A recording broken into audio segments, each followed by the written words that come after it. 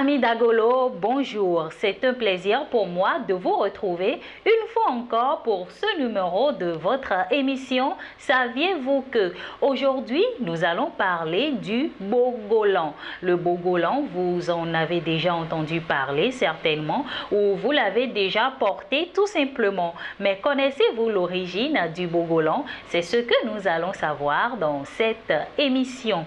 Alors, le bogolan était un des attributs des chasseurs, des guerriers et autres guérisseurs dans les sociétés mandingues, les Bambara, les Malinké, les Dioula, les Sarakolé et les Soninké. Du Bambara, Bogo et Lan, signifiant respectivement terre et issue de. Le bogolan désigne à la fois une technique traditionnelle de teinture végétale et une étoffe.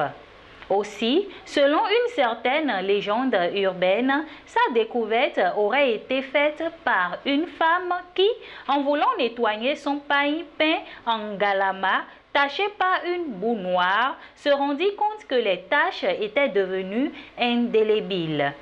Par le truchement d'une teinture basique obtenue par immersion dans une décoction de feuilles de bouleau d'Afrique, le bogolan en tant qu'étoffe prend telle forme et se part d'iconographie fort signifiante. Ses motifs et dessins, archétypes d'une population donnée, traitent aussi bien de réalités socio-culturelles que de dessins métaphysiques.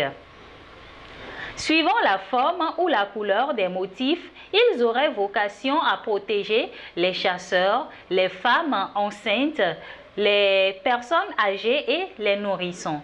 D'emblée, tire-t-elle sur des camailleux du marron avec la résurgence de teintes plus sobres comme le noir, le blanc ou l'ocre, résultante d'un mélange de soude, de céréales et de cacahuètes.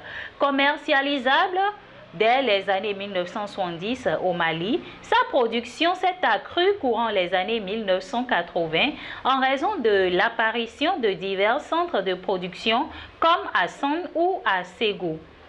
Au même titre que d'autres étoffes africaines, certains créateurs de mode en ont fait leur matière de travail. Un désir peut-être d'y ajouter une touche de modernisme, voire de contemporanéité. Nous en voulons pour preuve les Maliens Chris Seydou et Maria Bokoum qui ont consacré plusieurs de leurs collections au bogolan. Avec les collections en vol d'Onko et Bogolamania, Maria souligne les aspects écologiques et environnementaux émanant de la technique par laquelle elles naissent. D'aucuns l'utilisent dans le design comme le Sénégal El Hadji Malik Badji qui crée certains des modèles de ces baskets en bogolan. Des baskets en bogolan, ça doit être chic, n'est-ce pas? Naguère caractéristique d'une certaine société africaine, elle est devenue un phénomène social, un phénomène de mode. Aussi, outre les créateurs de mode africains, le bogolan trouve-t-il place dans les collections de Oscar de la Renta et de la marque italienne Marina Rinaldi. Eh bien, ce sera tout pour ce numéro de votre émission. Saviez-vous que nous avons parlé donc du bogolan? Vous savez désormais tout sur ce tissu que vous portez tous les jours. Merci donc de m'avoir suivi. Bye bye.